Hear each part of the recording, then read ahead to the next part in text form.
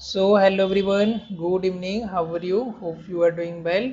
आज की इस वीडियोस में हम जानेंगे सीवियर एक्यूट रेस्पिरेटरी सिंड्रोम के बारे में। What is severe respiratory syndrome, causes इसके क्या हैं, क्या क्या इसके रिस्क फैक्टर हैं, क्लिनिकल मैनिफेस्टेशन यानी कि साइन सिम्टम क्या होता है, इसके डायग्नोस्टिक इवेल्युएशन क्या है, कैसे हम इससे डायग्नोस करेंगे, उसके बारे में आप और हम जानने वाले हैं। उसके बाद हम देखेंगे इसका मैनेजमेंट के बारे में, नर्सिंग मैनेजमेंट, मेडिकल मैनेजमेंट और प्रिवेंशन के बारे में आपको हम देखने वाले। तो चलिए क्लास को हम शुरू करते हैं। Alright, so severe acute respiratory syndrome, in short हम इसको स्टैंड बाय सार्स बोलेंगे हम इनको। सार्स से viral respiratory infection, viral respiratory आपका इलनेस होता है, वायरल रेस्पिरेटरी आपका इन्फेक्शन होता है आपके अपर और लोअर रेस्पिरेटरी ट्रैक में। कॉज किससे होता है? आपका कोरोना वायरस कोविड-19 है, इससे कॉज होता है। साइंटिस्ट ने इसको क्या नाम दिया? आपका सार्स, SARS ना, जो कि आपके कोविड-19 से आपको कॉज होता है। Was the result of infection of corona virus, corona virus को जो रिजल्ट इन्फेक्शन होता है उसके रिजल्ट से आपका कॉज होता है, associated with the corona virus SARS CoV.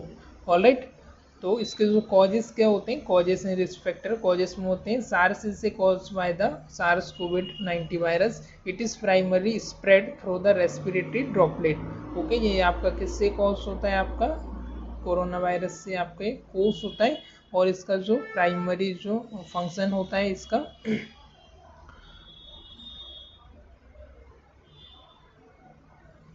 Corona virus primary spread through the respiratory droplet और कफिंग एंड स्नीजिंग।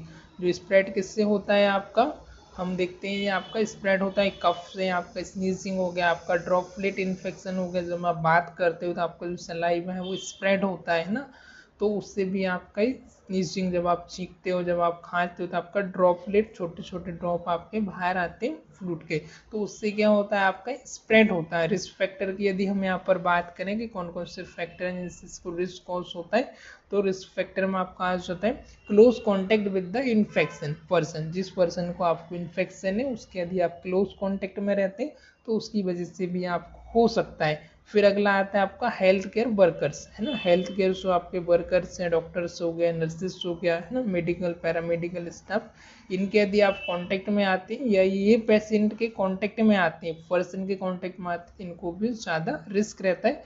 ऑब्वियसली बात है, आपने देखा होगा भी हमारी जो नर्सिंग है, डॉक्टर्स है, हेल्थ केयर टीम है, पूरा 12-12 24-24 घंटे कंटिन्यूस वर्क किया है कोरोना वायरस के समय पर।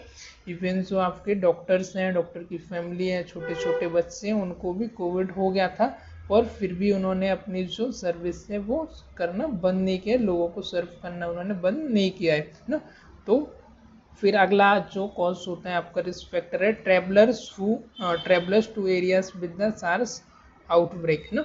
अब कुछ जो ट्रैवलर्स हैं जो कि फॉरेन कंट्री से, देश विदेश में इधर उधर ट्रैवल करते हैं, जो बाहर रह रहे हैं, जिधर आपका कोविड-19 वहाँ से वो इंडिया आ रहे हैं, तो वो भी आपके कोविड के केस को लेकर के आ सकते हैं, वो पर्सन भी आपका रिस्क फैक्टर हो सकता है। इसलिए हम क्या करते थे, उनको क्वारंटाइन करते थे, हम उनको आइसोलेट करने का काम करते थे। जो भी हमारा कोरोना चल रहा था हम कर्फ्यू लगाते थे, उनको आइसोलेट करते थे, है ना। 2 गज दूरी और मास्क जरूरी, मोदी जी का एक नारा था, राइट।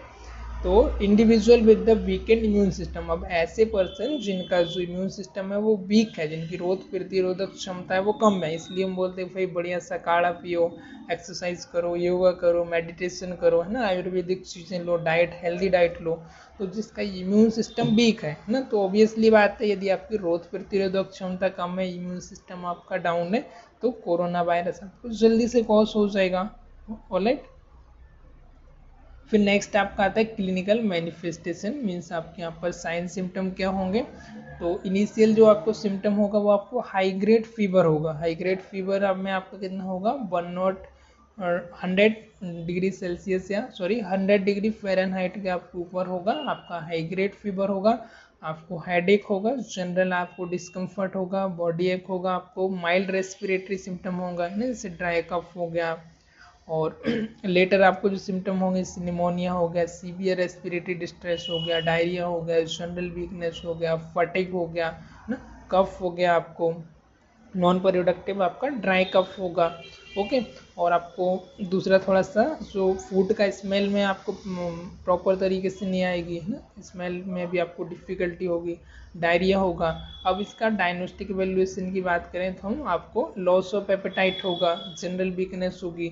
अब डायग्नोस्टिक इवैल्यूएशन यहाँ पर हम देखेंगे कौन कौन से जो टेस्ट हैं डायग्नोसिस जो आप यहाँ पर करवा सकते हैं। तो जिसमें आपका आ जाता है फर्स्ट वन आपका लेबोरेटरी टेस्ट में हम कराएंगे RT-PCR सार्स कोव RNA, है ना, RNA वायरस हम कर सकते हैं। RT-PCR आप यहाँ पर करवा सकते हो, RT-PCR। देन सीरोलॉजिकल टेस्ट आप करा सकते हो सार्स कोव एंटीबॉडीज, है ना, सीरोलॉजिकल में आता है आपका सार्स कोव एंटीबॉडीज, वो टेस्ट आप कर सकते हो।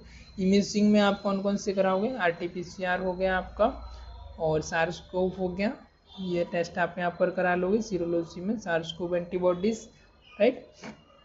नेजल से जो आप टेस्ट करते हैं वो टेस्ट भी आप यहाँ पर करा सकते हैं, रूटीन टेस्ट। ऑलराइट। फिर अगला आपका आ जाएगा इमेजिंग। इमेजिंग में आप क्या करेंगे, यहाँ पर चेस्ट एक्सरे आपको कराना है, CT स्कैन कराना है डिटेक्ट करने के लिए सीवियरिटी ऑफ इन्फेक्शन, निमोनिया वगैरह तो नहीं है, वो आपको डिटेक्ट करने के लिए आप यहाँ पर CT स्कैन और आप एक्सरे कराएंगे चेस्ट को डिटेक्ट करने के लिए। क्लिनिकल इवेल्युएशन में आप क्या करेंगे, फिजिकल एग्जामिनेशन करेंगे, उसका रेस्पिरेटरी पैटर्न क्या है वो सब आप चेक करेंगे। पल्स, ऑक्सीजन सेचुरेशन पेशेंट का कितना चल रहा है, उसके जनरल सिम्टम क्या है, कंपेरिहेंसिव आप उसका हिस्ट्री कलेक्ट करेंगे। Review of symptom and exposure history, जो उसके सिम्टम उनको आपको रिव्यू करना है एक्सपोजर का, उसका हिस्ट्री, भाई वो किससे मिला, कहाँ गया था, कैसे उसको हुआ, उसकी पूरी आपको ओवरऑल हिस्ट्री कलेक्ट करना है। फैमिली में किसी से तो नहीं है, या किसी ऐसे पर्सन के कांटेक्ट में तो नहीं आया जिसको ऑलरेडी आपको कोविड वायरस कॉज है, राइट। तो ये सारे आपके हो जाएंगे डायग्नोस्टिक एवेल्युएशन में, उसकी कंपेरिहेंसिव हिस्ट्री कलेक्ट करना, फिजिकल एग्जामिनेशन करना, है ना, उसके बाद आपका चेस्ट एक्सरे कराना, CT स्कैन कराना, आपका CT स्कैन कराना चेस्ट का, सीरोलॉजिकल टेस्ट जैसे आपका एलिसा हो गया, देन आपका ये एंटीबॉडी टेस्ट हो गया, है ना, सीरोलॉजिकल टेस्ट हो गया कोविड-19 का, RT-PCR आप यहाँ पर कर सकते हैं। तो ये टेस्ट से आप उसको डिटेक्ट कर सकते हैं कोविड-19 का, है ना, कल्चर टेस्ट करा सकते हैं, स्पूटम हो गया, तो ये टेस्ट आप यहाँ पर चेक कर सकते हैं। फिर अगला आता है आपका मैनेजमेंट। मैनेजमेंट में आपका सपोर्टिव केयर, जो भी पेशेंट को सपोर्टिव थेरेपी से वो आपको प्रोवाइड करना है। फिर अगला आ जाता है आपका oxygen therapy. Oxygen therapy obviously बात है कि रेस्पिरेटरी प्रॉब्लम है तो ऑक्सीजन की तो रिक्वायरमेंट लगेगी, है ना, ब्रीथिंग डिफिकल्टी होगी, है ना, और आपका तो आपको ब्रीथिंग डिफिकल्टी में, शॉर्टनेस ऑफ ब्रीथ में आप पेशेंट को ऑक्सीजन नेजल कैनुला हो गया, हाई फ्लो मास्क हो गया, या आपका मास्क हो गया जो ऑक्सीजन मास्क, उसको आप लगाएंगे। ऑलराइट। मैकेनिकल वेंटिलेशन, यदि आपका सीवियर केस है बाईपैप वेंटिलेशन पर भी आपका पेशेंट चल सकता है तो उसको भी आपको स्टैंड बाय पर रेडी करके रखना है, पेशेंट को इंटूबेट करके आप पर्सन को यदि रिक्वायरमेंट है तो पर्सन को आपको वेंटिलेटर भी आप लगा सकते हैं। मेडिकेशन में हम देखेंगे antiviral drug, limited evidence of effectiveness, antiviral आप दे सकते हैं, एंटी मलेरियल दे सकते हैं, पर इनका जो लिमिटेड इफेक्टिवनेस उतना आपकी इफेक्ट नहीं करती है, राइट। क्योंकि तब तक हमने देखा था कोविड-19 की कोई भी आपकी वैक्सीन नहीं आई थी, तब तक हम क्या जो एंटीवायरल मेडिसिन से वो दे रहे थे, पर वो इतना अफेक्ट नहीं करती है। ऑलराइट। जब तक कि पार्टिकुलर उसी उसके रेजिमेन के लिए, उसी पार्टिकुलर के लिए ड्रग ना बन जाए कोविड-19 के लिए, तब तक वो हमारी प्रॉपर तरीके से अफेक्ट नहीं कर पाती है ना। तो एंटीवायरल मेडिसिन आप दे सकते हो, लिमिटेड एविडेंस ऑफ इफेक्टिवनेस, थोड़ा बहुत इसका इफेक्टिवनेस हमको देखने को मिला है, उतना तो नहीं कह सकते हम, थोड़ा बहुत पर हमको देखने के लिए मिल जाता है। ओके। फिर कॉर्टिकोस्टेरॉइड टू रिड्यूस इन्फ्लामेशन, आप कॉर्टिकोस्टेरॉइड दे सकते हैं रिड्यूस इन्फ्लामेशन के लिए, है ना। देन आ जाता है आइसोलेशन, पेशेंट को आप आइसोलेट कर सकते हैं, आप क्वारंटाइन कर सकते हैं to prevent the spread of infection, ताकि जो आपका इन्फेक्शन है वो आपका प्रिवेंट हो, है ना। मास्क यूज कर सकते हैं आप, है ना, डिस्टेंस मेंटेन कर सकते हैं आप, आइसोलेट कर सकते हैं, एंटीवायरल मेडिसिन ले सकते हैं, है ना, इम्यून सिस्टम को इंक्रीज करने के लिए आप आयुर्वेद मेडिसिन वगैरह भी ले सकते हैं ना, काढ़ा वगैरह जैसे कि हम लेते थे। नर्सिंग मैनेजमेंट में आ जाएगा, वो आपका एससी नर्स आपका क्या रोल होगा, तो आपको मॉनिटर करना है वाइटल साइन, स्पेशली आपका टेम्परेचर हो गया, रेस्पिरेटरी रेट हो गया है ना, ऑक्सीजन का आपका सेचुरेशन हो गया ब्लड में, रेस्पिरेशन आपका फंक्शन, आपका ब्रीथ कैसा है, डीप ब्रीथ है, शैलो ब्रीथ है, या एक्स्ट्रा मसल्स का यूज़ तो नहीं हो रहा है ना, जैसे डायफ्राम के अलावा आपका एब्डोमिनल मसल्स का यूज़ तो नहीं हो रहा है। इन्फेक्शन कंट्रोल आपको मॉनिटर करना है, जब भी आप टेस्ट करा रहे हैं आपका ब्लड सेल्स वगैरह आपको चेक करना है। Okay. Use of personal protective equipment, जो आपका पीपी किट है आपको वो यूज़ करना है, गॉगल्स हो गया है ना, हैंड ग्लव्स हो गया, कैप हो गया, मास्क हो गया, कंप्लीटली आपको पीपी किट जो पर्सनल प्रोटेक्टिव इक्विपमेंट वो आपको यूज़ करना है। स्ट्रिक्टली आपको हैंड वॉश करना है, हैंड वॉश करना है, ताकि इन्फेक्शन से वो आपका स्प्रेड ना हो। आइसोलेशन प्रोसीजर, जो प्रोसीजर है वो भी आपकी आइसोलेटेड रहेंगी, अलग रहेंगी। पेशेंट केयर में आ जाएगा आपका एंश्योरिंग पेशेंट कंफर्ट, पेशेंट का आपका कंफर्ट, पेशेंट की आपकी सेफ्टी, अपराइट पोजीशन में रखना, पेशेंट की आपकी पोजीशंस वगैरह चेंज करना या फिर प्रोन पोजीशंस में रखना, राइट। अदर जो भी केयर है, मेडिसिन को इंट्रोड्यूस करना टाइम टू टाइम, ये वाला आपका आ जाएगा। एडमिनिस्ट्रिंग मेडिकेशन एज प्रिस्क्राइब, जो भी आपकी प्रिस्क्राइब मेडिसिन है वो आपको टाइम टू टाइम पेशेंट को देना, जो भी एंटीबायोटिक्स वगैरह चल रही हैं, जो भी मेडिसिन चल रही हैं, सिम्टोमेटिक ट्रीटमेंट के लिए भी जो मेडिसिन चल रही हैं वो आपको देना। Alright. Monitor for complication, other कोई कॉम्प्लिकेशन है तो उसको मॉनिटर करना, साइकोलॉजिकल सपोर्ट देना उस टाइम पर जब आपका पेशेंट हॉस्पिटल में एडमिट है, तो पेशेंट भी साथ ही साथ जो पेशेंट के रिलेटिव में है ना, तो वो भी भाई देखो साइकोलॉजिकल हमको सपोर्ट देना पड़ेगा, क्योंकि वो भी भाई फाइनेंशियली भी प्रॉब्लम में रहते हैं, एक तो उनका पेशेंट भी एडमिट है, साइकोलॉजिकल भी वो प्रॉब्लम में होते हैं ना, इमोशनली भी, तो हम उनको थोड़ा सा सपोर्ट दे देंगे, उनके साथ अच्छे से बातचीत कर लेंगे, उनको हम समझा देंगे, तो उनको भी थोड़ा सा अच्छा फील होगा। ऑलराइट। तो आपको साइकोलॉजिकल सपोर्ट देना है, पेशेंट की फैमिली को, पेशेंट को मॉनिटर करना है, कॉम्प्लिकेशन को, जो भी मेडिसिन प्रिस्क्राइब किया डॉक्टर ने वो आपको टाइम टू टाइम एडमिनिस्ट्रेशन करना है, पेशेंट की जो भी केयर है वो आपको करना है। इफ़ आपका बेड रिडन है, आइसोलेशन जो प्रोसीजर यूज़ कर रहे हैं वो आपके अलग होना चाहिए। स्ट्रिक्टली आपको हैंड हाइजीन प्रैक्टिस करना है, हैंड वॉश करना है, पर्सनल पीपी किट है उसका आपको यूज़ करना है।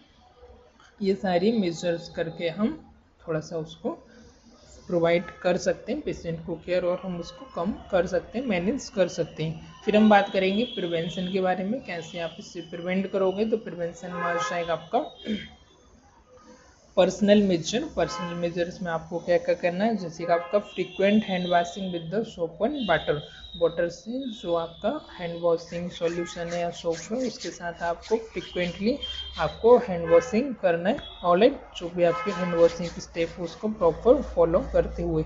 Use of hand sanitiser with at least 60% alcohol, sanitiser का आपको यूज़ करना है, ऐसा सैनिटाइजर जिसमें आपका 60% क्या हो, एल्कोहल का कंटेंट हो, वैसा आपको सैनिटाइजर का भी यूज़ करना है।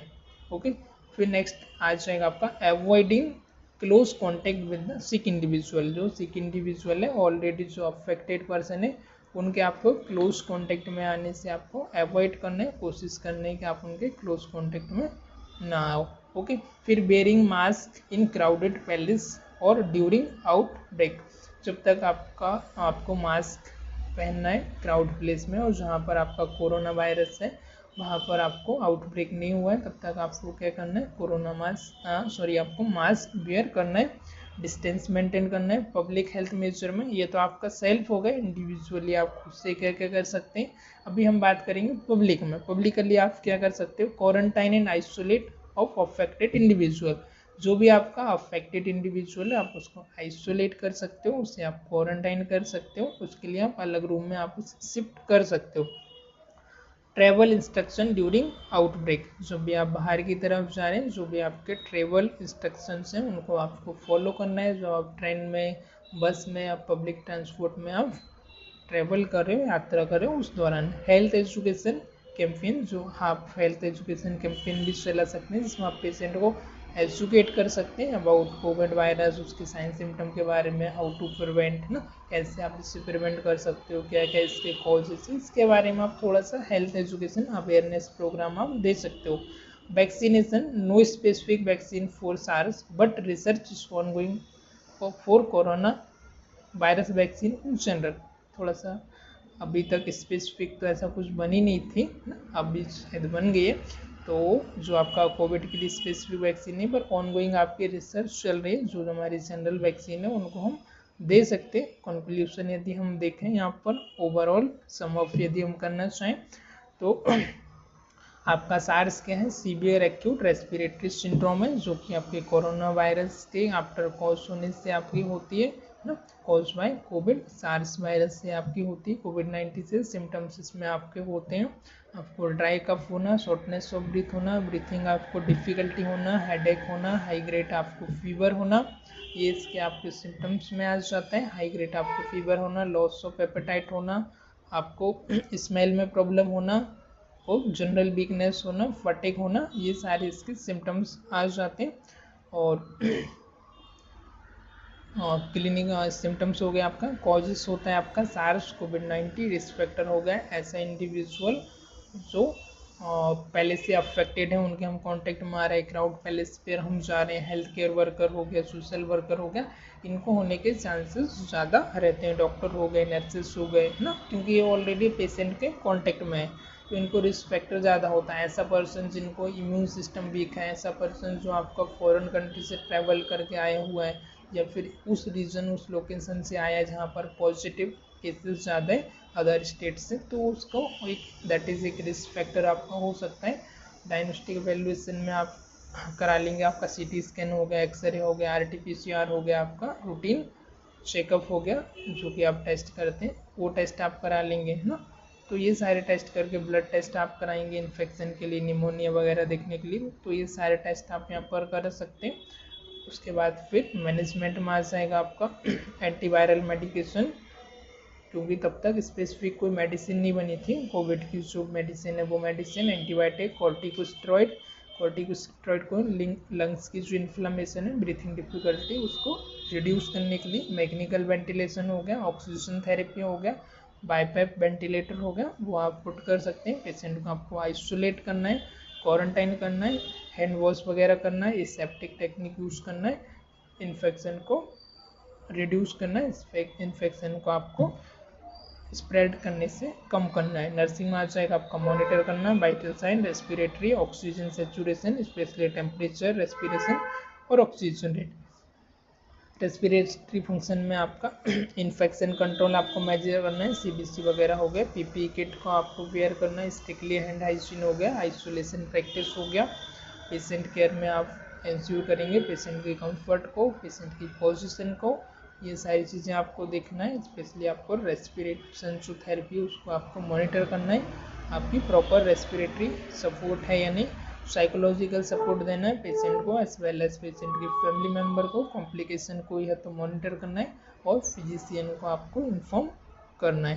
प्रॉपर तरीके से मेडिसिन जो है वो एडमिनिस्ट्रेशन करना है। पर्सनल हम कैसे इसे प्रिवेंट कर सकते हैं, फ्रीक्वेंट आप हैंड वॉशिंग कर सकते हो सॉप से या सॉल्यूशन से, सैनिटाइजर का यूज़ कर सकते हैं जिसमें आपका 60% अल्कोहल होना चाहिए, क्लोज कांटेक्ट हम अवॉइड कर सकते हैं जो एक दूसरे के साथ, मास्क हम वेयर कर सकते हैं, जिस जगह से कोई क्राउड प्लेस पर आए हुए हैं स्पेशली तब हम ज़्यादा मास्क यूज़ करेंगे। पब्लिक हेल्थ सेक्टर में क्वारंटाइन या आइसोलेट कर सकते हैं अफेक्टेड पर्सन को, ट्रैवल इंस्ट्रक्शन जो गाइड उनको हम फॉलो करेंगे, हेल्थ एजुकेशन कैंपेन वगैरह चला के हम इससे कम कर सकते हैं, वैक्सीनेशंस वगैरह हो गया वो लेकर के भी हम इससे स्प्रेड होने से कम कर सकते हैं। तो it's all about the SARS कोविड-19 वायरस। आई होप आज को लेक्चर आपको अच्छा लगा होगा, वीडियोस आपको पसंद आई होगी। मिलते हैं किसी और वीडियोस में, till the time goodbye, thank you for watching this.